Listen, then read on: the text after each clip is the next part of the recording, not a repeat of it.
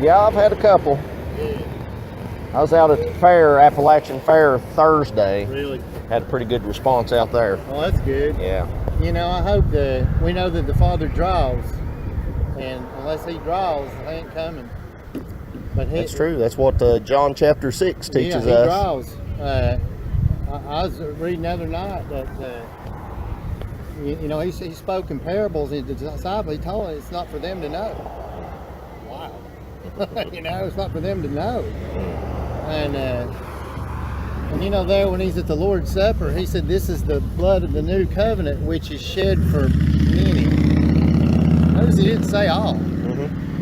It's little things like that, you know. You wow. Well, you know, too. I mean, when you read Romans chapter 9, Jacob have I loved, Esau have I hated. In the womb. And a lot of folks say that's nations. Well, if that's the case, he hated a lot more than just one. Exactly right. Yeah, that's Mr. Esau he's talking about. Absolutely.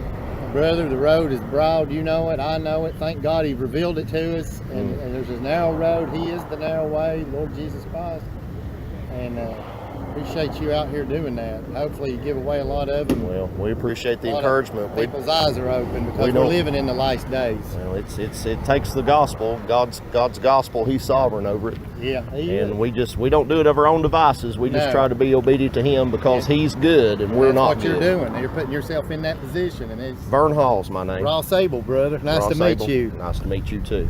Yeah, absolutely. I'm looking for him. I pray every day. He's coming. And I might not make it back to my tent over there, but that's where we're at. Absolutely. That is exactly where we're at. Yeah. That's true. Do you attend church locally here? I go over here to University Parkway. Do you? Yeah. You from around here? Well, I live in South Johnson City off Milligan Highway, Yeah. but I pastor over in Kingsport. Oh, okay. It's called the Free Gift Gospel Mission. Yes.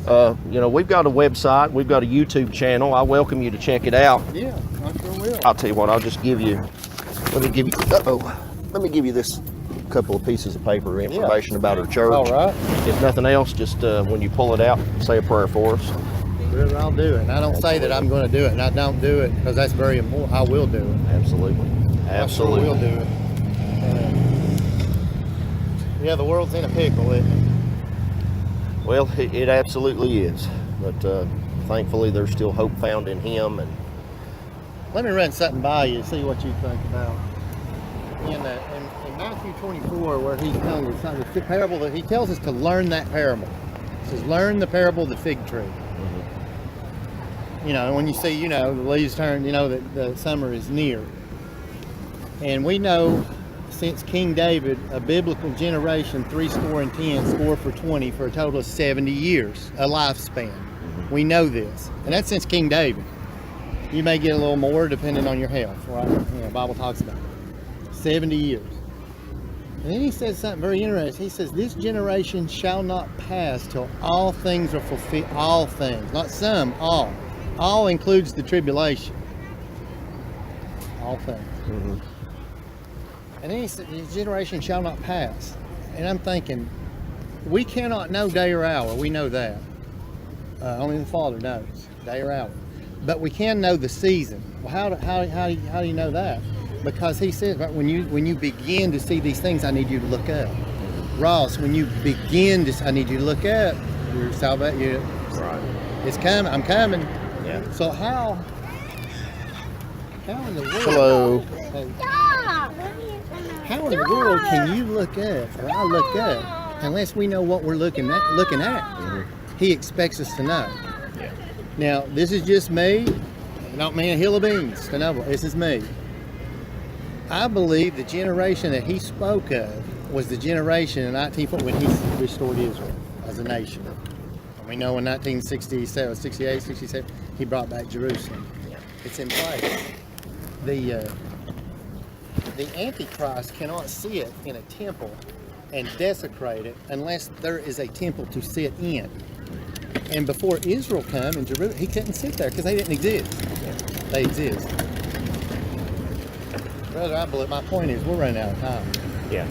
Absolutely. If that is the case, and Israel was the generation He spoke of, and I personally believe that it is. I'm not dogmatic about it, but I believe that it is. 1948, 2018, we're living in the biblical 70 years this year. Now, I don't say, well, listen, the Lord's coming next Tuesday at 3:43 and 17 seconds. That's not what I said.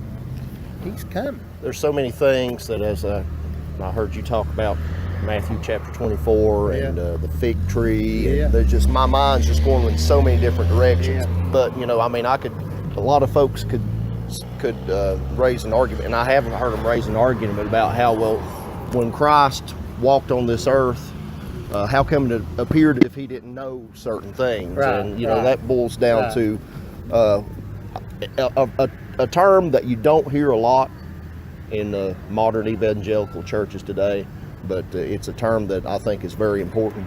And I'd never heard a preacher mention it until I preached on it about 2 years ago, where I brought a message from the pulpit, and it's called the hypostatic union. Yeah. I'm not sure if you're familiar with the doctrine of hypostatic union. That's a technical name for something that I bet you have heard, and that's the fact that Jesus Christ was 100% man and he was 100% God. No, simultaneously. He had two natures. Yeah. And they didn't intermingle with one another. Yeah, and we can't as humans can't figure, we don't know the answer to all that. And you're exactly right. Philippians chapter 2 tells us that when he walked on this earth as God among men, that he laid aside. Yes. He laid aside, and that's how I believe that is reconciled. Yeah. Is that Christ willingly set that.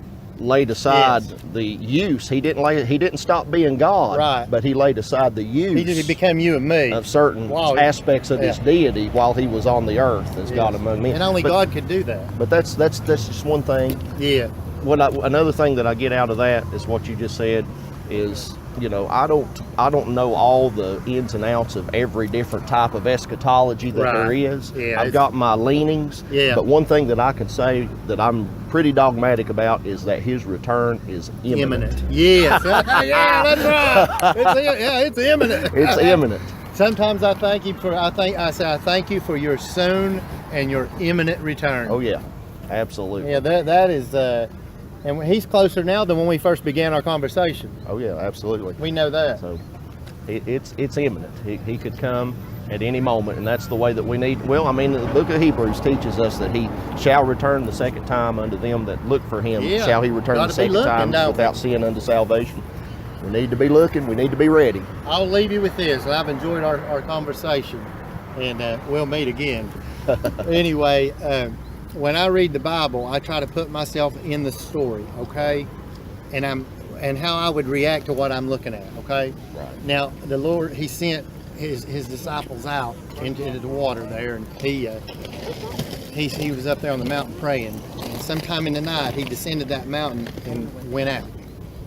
And they're encountering a storm. These are professional fishermen, they're used to the water.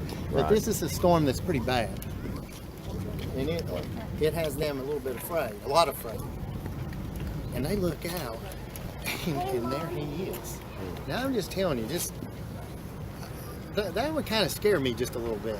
It's kind of whoa, one of those things that just, oh my. But anyway, the story. Peter goes out and he looks around at his circumstances, the water and the wind, and he starts to, like us, instead of keeping our eyes on him, we look at circumstances and we begin to sink, so to speak. So he's going down, the Lord, grabs him. And in the story, I'm in this boat and my arm's over and I'm in the back and I'm watching as they pull Peter into the boat. The others are pulling him in. And I'm looking at the Lord, and his hair's in his face and the wind's blowing, he's wet. And he's right behind Peter and he's watching. And then I look down. He's standing on the water. Yeah. He's standing on the water. Yeah. And I'm look, what do you do with that?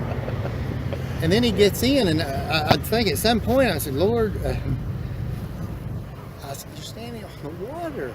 And they've seen other things too, but I stop at that point and I just take that in. Yeah.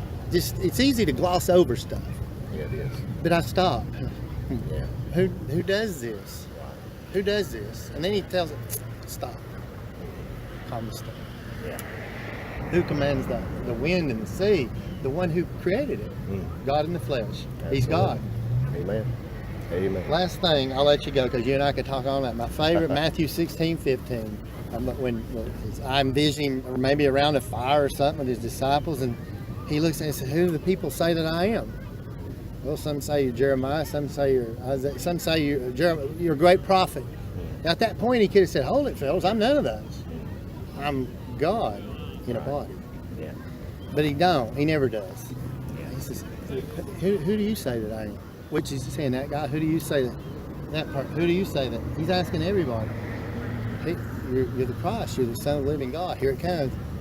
Blessed are you, Simon Peter, for flesh and blood has not revealed it to you, but my Father in heaven. Amen. You would not have come, Peter, if he did not reveal it to you. He chose you for his own glory. That's the only answer. I don't know, why did he choose me? I can't do it. It's for his. He did it. It's his glory. He chooses us for his glory. And even the vessels of wrath fitted to destruction are going to glorify God. Everything. It's amazing.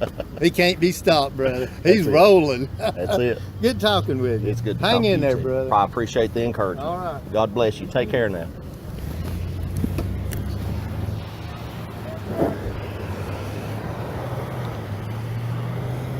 Hello. That's nice. Well, thank you very much.